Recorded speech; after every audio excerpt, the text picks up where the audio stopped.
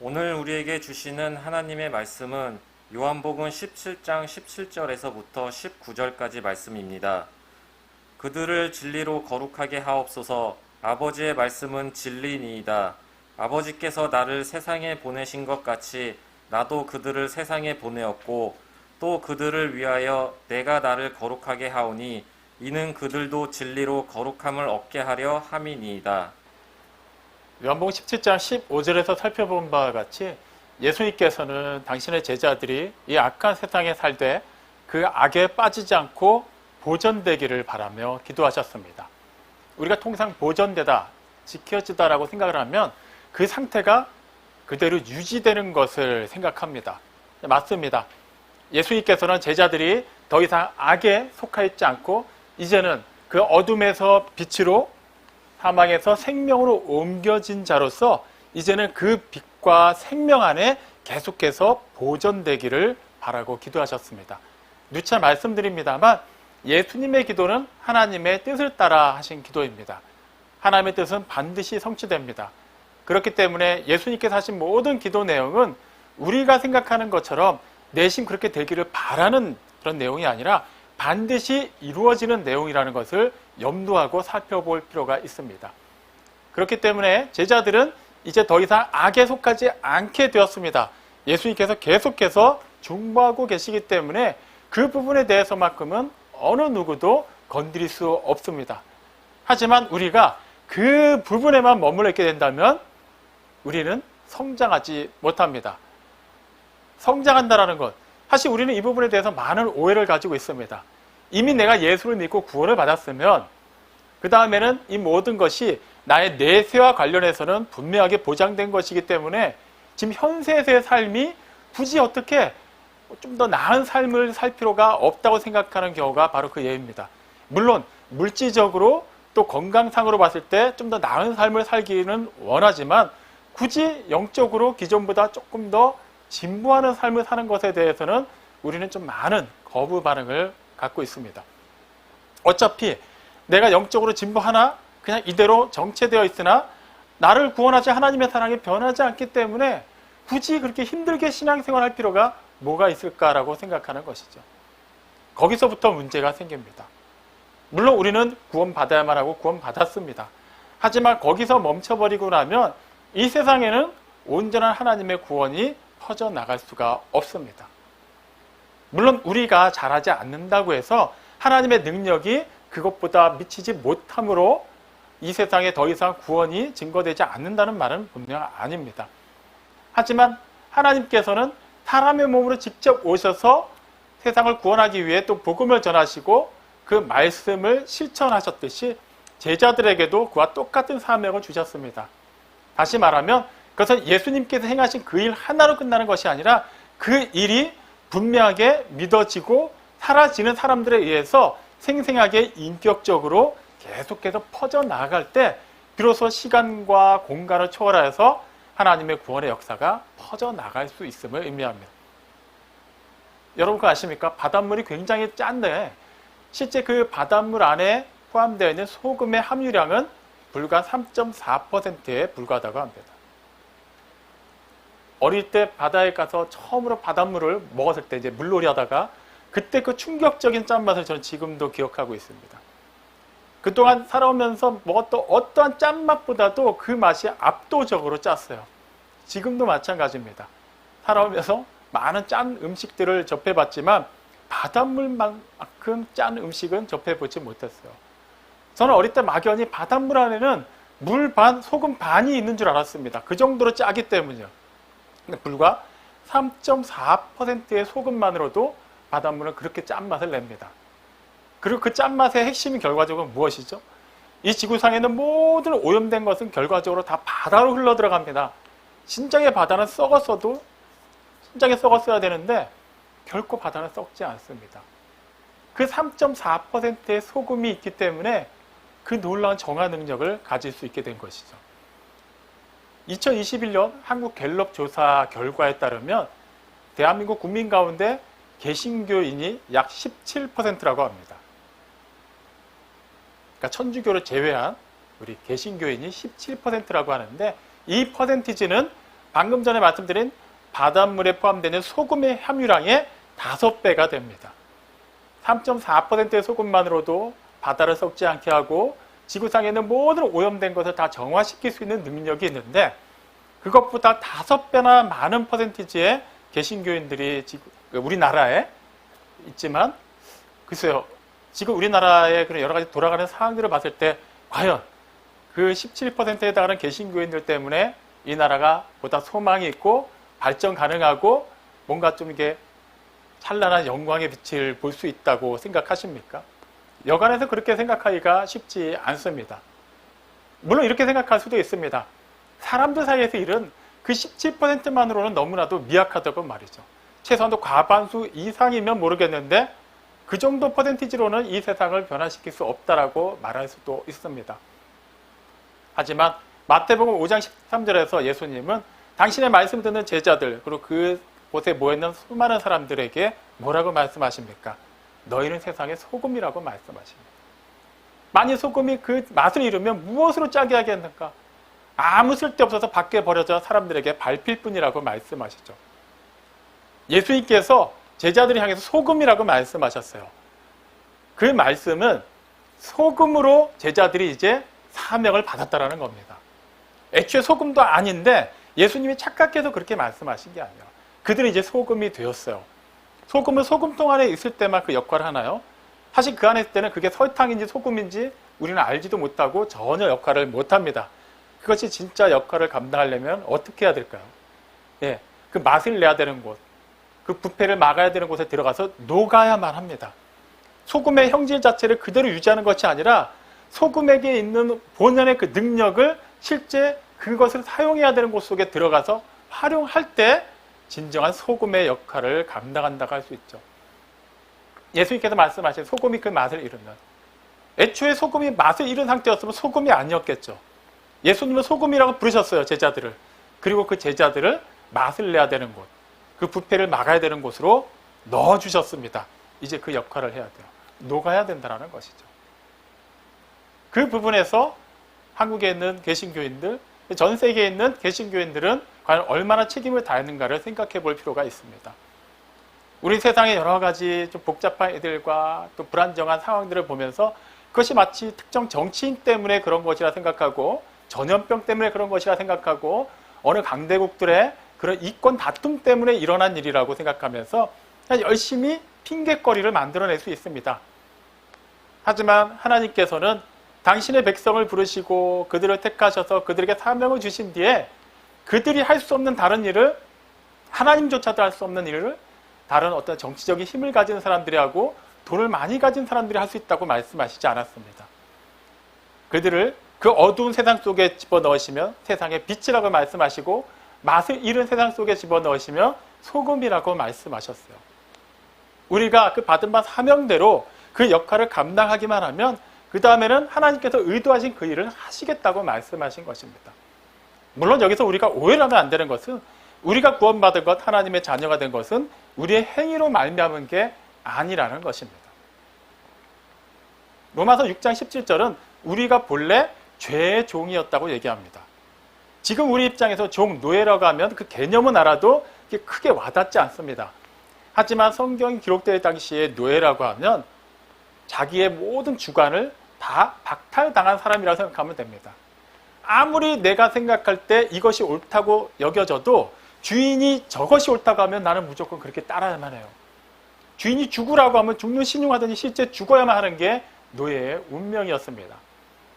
그러므로 죄의 노예였다라는 것은 우리는 모든 우리의 행함이 다 죄로 말미암은 것이고 죄의 영향을 받은 것이고 죄의 결과로만 드러나게 되었다라는 것입니다. 로마서 6장 23절에 뭐라고 얘기합니까? 죄의 삭은 사망이라고 얘기합니다. 그렇기 때문에 본래 우리는 결과적으로는 살 수가 없고 살 만한 희망도 없었고 영원히 죽을 수밖에 없는 운명이었습니다. 그런 우리가 어떻게 지금은 하나님을 아버지라 부를 수 있게 되었습니까? 에베소서 2장 4절로 5절을 보면 긍휼이 많으신 하나님께서 우리를 사랑하신 그 풍성하신 사랑으로 허물로 죽었던 우리를 그리스도와 함께 살리셨다고 말해요. 우리는 이미 허물로 죽어 있었고 우리 스스로는 도무지 살아날 수 있는 그런 소망도 없고 능력도 없었는데 그런 우리의 죄를, 우리의 허물을 다 아무 죄가 없으신 당신의 아들에게 전가하시고 그 아들의 의를 우리에게 전가시켜 주심으로 말미암아 아들이 살아날 때 우리도 그 영원한 생명 안에서 살아나게 하셨다라는 거예요. 에베소서 2장 8절에 얘기하죠. 그 은혜, 하나님께서 당신의 아들을 보내시고 우리의 죄를 대속하게 하시고 그 은혜에 의하여 믿음으로 말미암아 구원을 받게 하셨다고 말합니다. 우리의 행위에서 난 게 아니에요. 결코 우리는 우리가 구원받은 것 자체를 우리 자신에게서 자랑거리로 삼을 수는 없습니다. 전적인 하나님의 은혜와 하나님의 선물이 있기 때문에 우리가 구원받은 것, 우리가 이제 영원히 살게 된 것, 하나님을 아버지라 부를 수 있게 된 것을 우리는 그저 감사하고 찬양할 뿐이죠. 이렇듯 우리는 믿음으로 구원받았습니다. 믿음으로 구원받아서 이제는 더 이상 악이 아닌 그 선 가운데, 어둠이 아닌 빛 가운데로 옮겨졌어요. 보존되게 되었습니다. 그래서 사도행전 16장 32절은 말하죠. 주 예수를 믿으라. 그리하면 너와 내 집이 구원을 받으리라. 믿음은 구원을 받는다라는 거예요. 히브리서 12장 6절이 말합니다. 믿음이 없이는 하나님을 기쁘게 해드릴 수 없다고 말이죠. 하나님의 자녀로 택함받고 이제는 하나님의 자녀로서 하나님을 기쁘게 해드린 것 또한 우리의 어떤 특정한 행위가 아니라 믿음이라고 얘기합니다. 그리고 하박국 2장 4절은 얘기하죠. 의인은 그의 믿음으로 말미암아 살리라. 하나님께서 인정하시는 그 믿음, 그 믿음으로 말미암아 살 때 그것이 진정한 의인의 삶, 하나님께서 의롭다고 인정해 주신 사람의 삶이라는 거예요. 그러니까 이것은 막연하게 그냥 의인으로 구별되고 더 이상 죽음이 아니라 생명 가운데로 구별되었고 보존된 상태에서 그냥 그 상태로 그대로 유지하는 것을 말하지 않습니다. 야고보서 2장 23절 말씀을 보면 아브라함이 하나님을 믿으니 그것을 의로 여기셨다고 기록되어 있어요. 단지 아브라함이 하나님의 말씀을 듣고 믿습니다라고 입으로 시인했기 때문에 그것만 가지고 하나님이 그를 의롭게 여기셨을까요? 그를 믿음의 조상으로 삼으셨을까요? 그 23절 후반부에 보면 아브라함이 하나님과 벗이 되었다라고 얘기해요. 그 믿음으로. 구체적으로 여기서 말하는 믿음은 무엇일까요? 좀 전에 말씀드린 것처럼 입술로만 고백하는 믿음이 아니에요. 아브라함이 처음에 자기의 고향에서 그냥 물리적으로는 더 이상 자녀를 가질 수 없는 상태로 그렇게 살고 있을 때 하나님이 그를 부르셨어요. 그리고 그 고향을 떠나서 하나님이 지시할 땅으로 가라고 하십니다. 큰 민족을 이루게 하시겠다고 말씀하셨어요. 그는 나아갈 바를 알지 못했어요. 그런데도 하나님의 말씀을 믿고 어떻게 했습니까? 그 믿음을 그대로 순종함으로 행함으로 나타내었습니다. 그래서 그는 의로운 사람이라고 칭함받고 하나님과 벗이 될 수 있었던 것이죠. 이 부분을 주목해야 됩니다. 우리는 단지 내가 예수 믿고 구원받았으니까 나는 이제 무슨 일이 일어나도 천국 가니까 그러니까 남은 이 세상에서의 삶은 어떻게 살아도 답은 변하지 않는다라고 생각을 하죠. 그러다 보니 이제 구원받은 자로서 우리에게 주신 그 사명에 대해서는 자칫 망각하기 쉬운 상황이 되는 것이 그 이유에서 기인한 것입니다. 야고보서 2장 26절이 굉장히 충격적인 얘기를 하고 있어요. 영혼이 없는 몸이 죽은 것과 같이 행함이 없는 믿음은 죽은 믿음이라. 아무리 사람의 몸을 화려하게 치장하고 예쁜 옷을 입혀놔도 이미 영혼이 없는 상태의 몸은 죽은 시체에 불과합니다. 무덤을 아무리 화려하게 장식해놔도 그 안에는 생명이 없습니다. 마찬가지로 하나님께서 주신 그 믿음이 하나님께 인정받는 믿음이 되기 위해서는 그 믿음을 바탕으로 한 행함이 분명히 드러나야만 한다고 성경은 말합니다. 다시 강조합니다만 우리의 행함이 구원의 전제 조건은 절대 아닙니다. 믿어야만 합니다.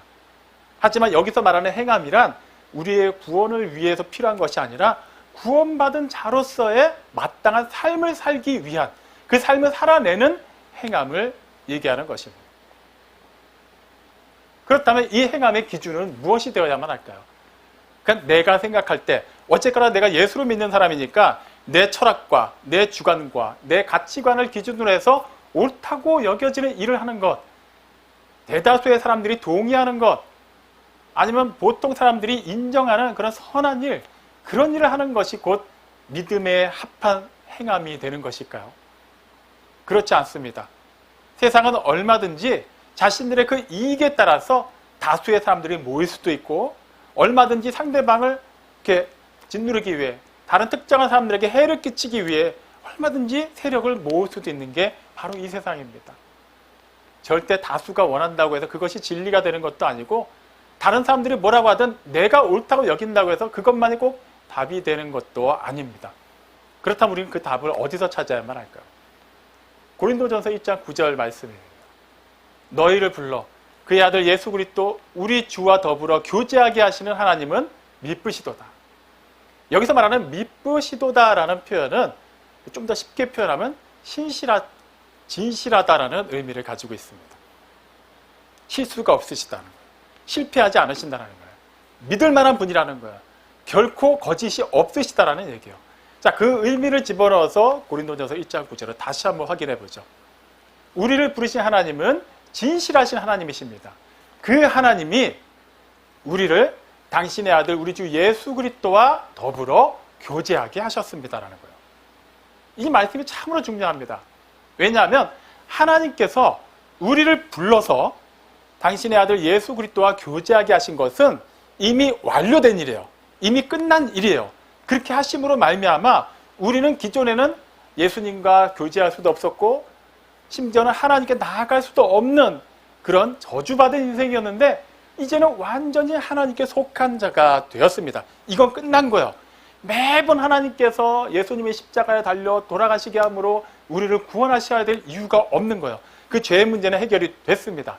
그렇다면 예수 그리스도와 우리가 더불어 교제하는 것도 완료형으로 한 번에 끝나는 것일까요? 그렇지 않아요. 교제할 수 있도록 하나님께서 완벽하게 모든 일을 이루어 주셨고 이제 예수님과 우리 사이의 영적인 교제는 계속해서 지속되어야만 하는 것이죠. 여기서 우리가 핵심을 찾아야만 합니다. 우리는 단지 예수님을 나의 주와 그리스도로 영접하여서 하나님의 자녀가 되었다는 것, 그 확신만을 가지고 살기 위해서 그렇게 구별된 자들이 아니라는 것입니다. 우리는 이제 구별되었고 구별된 자로서 그때부터 기존에는 아예 상상도 못했고 할 수도 없었던 그 일을 할 수 있게 되었다는 거예요.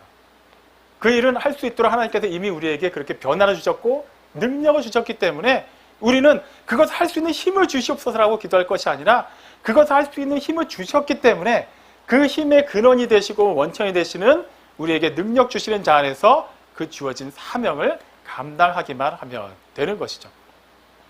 에베소서 5장 8절에 얘기합니다. 너희가 전에는 어둠이더니 이제는 주 안에서 빛이라. 빛의 자녀들처럼 행하라.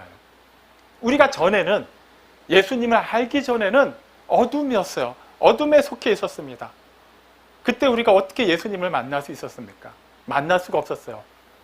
그래서 하나님께서 직접 우리가 하나님께 나아갈 수가 없기 때문에 그 상태로는 그대로 우리는 심판을 받아 마땅했지만 긍휼이 풍성하신 하나님, 우리를 사랑하신 하나님께서는 우리를 그대로 멸망 가운데 두지 않으셨습니다. 당신이 직접 이 낮고 낮은 세상에 오셨어요. 성자 하나님께서 하늘의 모든 영광을 버리고 이 낮은 땅에 우리와 같은 사람의 몸을 입고 오셨습니다. 그래서 뭐라고 말씀하셨나요? 나는 의인을 부르러 온 것이 아니라 죄인을 불러 회개시키러 왔다. 그렇게 죄인이었던 우리가 우리를 불러 회개시키기 위해서 이 낮은 곳에 임하신 말씀이 육신이 되어 오신 하나님의 아들을 만났어요. 그분을 만나기 직전까지 만나는 그 순간까지도 우리는 여전히 그 죄 가운데서 살았고 죄의 노예로 살았습니다. 하지만 하나님께서 이제 그 일을 아들을 통해서 완전하게 이루어 주셨습니다. 예수님께서 더 이상 십자가에 달려 돌아가실 이유가 없게 됐어요. 그래서 어떻게 하셨나요? 십자가에 달려서 돌아가시고 우리의 모든 죄를 다 대속하신 뒤에 3일째 되는 날 부활하시고 영원히 살아계십니다. 원래 예수님께서 계셨던 그 영광스러운 하나님 아버지의 보좌 우편에 앉아 계십니다. 그리고 계속해서 우리를 위해서 중보하고 계시죠. 자, 이제 우리가 예수님과 교제한다는 것은 기존과는 전혀 다른 차원이 되어야만 합니다. 이제 우리가 교제하는 예수님은 우리의 죄를 용서해 주셔야만 하는 구세주로서가 아니라 이미 우리의 구세주가 되신 분으로서 이제는 당신의 원래 그 영광스러운 자리에 계신 분으로서 그 거룩하신 하나님과 거룩하신 하나님에 의해서 거룩하게 구별된 성도로서의 교제가 되어야만 하는 거예요.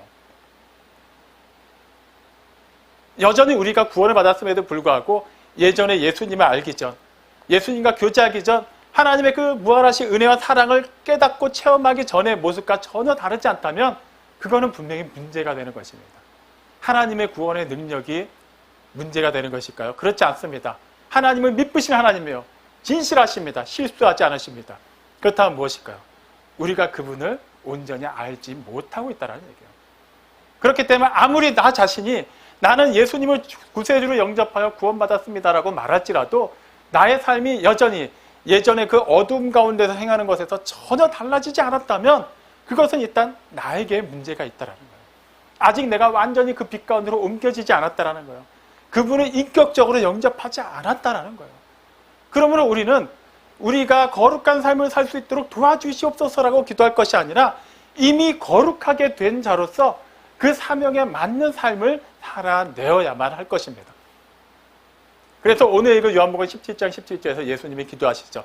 단지 15절에서처럼 제자들이 악에 빠지지 않고 보존되기만을 위해서 기도하신 것이 아니라 이제는 그 상태에서 보다 적극적으로 악에 속하지 않은 자답게 살도록 기도하십니다. 뭐라고 기도하시죠? 그들을 진리로 거룩하게 하소서. 아버지의 말씀은 진리입니다. 아버지께서 나를 세상에 보내신 것 같이 나도 그들을 세상에 보냅니다라고 기도하십니다. 진리로 거룩하게 하소서. 우리는 여기서 거룩이라는 단어의 정의를 한번 살펴볼 필요가 있습니다. 우리말 거룩으로 번역된 헬라어 하게아두라는 단어는 구별하다, 봉헌하다라는 의미를 가지고 있습니다. 하지만 이 말이 사람에 대해서 사용될 때는 성별하다라는 의미로 사용됩니다. 성별하다. 그것은 어떤 신성한 일을 위해서 쓰임받기 위해서 보통의 것들과는 구별된 상태로 놓는 것을 얘기합니다. 다시 말하면 우리가 거룩해지는 것, 우리가 성별된 것은 단지 거룩한 상태 그 자체로 소금이 소금통 안에 들어있는 그 자체로 있기만을 위해서 된 것이 아니라 궁극적으로는 그 맛을 내야 되고 부패를 막는 곳에 들어가서 녹아야 되듯이 우리도 그 거룩한 자로 쓰임받기 위해 하나님의 거룩한 일을 위해서 우리의 모든 전인격을 다 드리고 그것이 온전하게 사용받기 위해서 준비되는 것을 얘기하는 거예요. 핵심은 그대로 머무는 것이 아니라 궁극적으로는 그 자리에서 더 나아가는 것을 얘기합니다. 이것은 우리가 원래 거룩하기 때문에 된 일이 아니에요. 우리를 거룩하게 부르신 하나님께서 그렇게 부르신 이상 우리를 거룩하게 쓰시겠다고 당신의 의지를 우리에게 표명하신 것입니다. 출애굽기 25장을 보면 하나님께서 모세를 통해서 이스라엘 백성들에게 성소를 짓는 데 필요한 예물들을 가지고 나오게 하십니다. 자, 성소는 어떤 곳인가요? 하나님께서 당신의 택하신 백성들 사이에 거하심을 상징하는 장소입니다. 또 하나님을 온전히 예배하기 위한 거룩한 처소를 의미합니다. 자, 그렇다면 그 거룩한 성소를 짓기 위해 예물이 필요하다. 그 예물들 또한 어때야만 할까요? 거룩해야만 될 것 같지 않습니까? 재료들부터가 거룩해야만 결과물도 거룩한 것이 나올 수밖에 없다고 생각하기 쉽기 때문이죠. 하지만 실제 하나님께서 모세를 통해서 명하신 너희들은 이러이러한 예물을 가지고 나와라 한 그 리스트를 보면 그다지 거룩과는 거리가 먼 것들이 많습니다. 한번 나와 있는 것 그대로 한번 나열해 보죠. 금하고 은하고 동을 가지고 나오게 하십니다. 그리고 염소털, 그다음에 붉게 염색한 숫양의 가죽, 돌고래 가죽, 그다음에 아카시아 나무, 향품, 그리고 각종 보석, 이런 거예요. 그 외에 청색실, 홍색실, 자주색실, 가는 배실, 이런 게 성소를 짓고 또 성소 안에 필요한 여러 가지 기구들을 만드는 데 필요한 재료로 하나님께서 지정하신 겁니다. 물론 이 목록을 살펴보면 조금 값어치가 있는 것들은 있어요. 하지만 그렇다고 해서 그것들을 거룩하다라고 말할 만한 것은 아니죠. 금이 비록 비싼 것은 맞지만 그 자체가 거룩하다라고 말하진 않습니다. 그래서 향품도 뭔가 좀 이렇게 특별해 보이지만 그 자체가 거룩한 것은 아니에요. 그리고 그 모든 것은 이미 이스라엘 백성들이 수중에 가지고 있는 것들입니다. 그들 스스로가 완전히 거룩한 백성들이 아직 아니죠. 하나님께서 거룩한 백성으로 또 이렇게 훈련시켜 나아가는 과정에 있습니다만 아직 그들은 완전히 거룩하게 된 사람들이 아니에요. 그들이 소유하고 있고 그들이 물물교환하는 데 사용하고 그들이 그것을 가지고서 삶을 살아가는데 어떤 필요를 채우고 있다면 그 자체는 이미 거룩한 것이 아니에요. 그런데 그 재료들이 모아지고 그 예물들이 모아져서 하나님께서 말씀하신 대로 그 성소가 만들어졌습니다. 그 재료들을 바탕으로 해서 하나의 큰 장막이 만들어지자 그것이 그 다음부터는 거룩한 장막인 성막이 되었습니다. 그것들을 바탕으로 해서 그 성소 안에, 성막 안에서 사용되는 여러 기구들을 만들었는데 그것은 일반적인 상황에서도 얼마든지 만들 수 있고 사용할 수 있는 것들이었지만 그 다음부터 그것들은 거룩한 물건, 즉 성물이 되었습니다. 재료는 거룩하지 않았어요. 아주 거룩한 사람들이 만든 것도 아니에요. 하지만 하나님께서 그렇게 구별하시고 하나님께서 그렇게 쓰시겠다고 하시고 하나님의 그 말씀을 따라 그것을 드리면 그 다음부터 그것은 거룩한 것이 되었습니다. 그렇게 구별된 것은 어떻게 됩니까? 기존까지는 아무리 내 수중에서 있었던 것이고 내가 아무렇지도 않게 만졌던 것이라 할지라도 그렇게 구별되고 난 뒤에는 어느 누구도 함부로 만질 수 없는 거룩한 물건들이 되었어요. 어느 누구도 함부로 들어갈 수 없는 거룩한 공간이 되었습니다.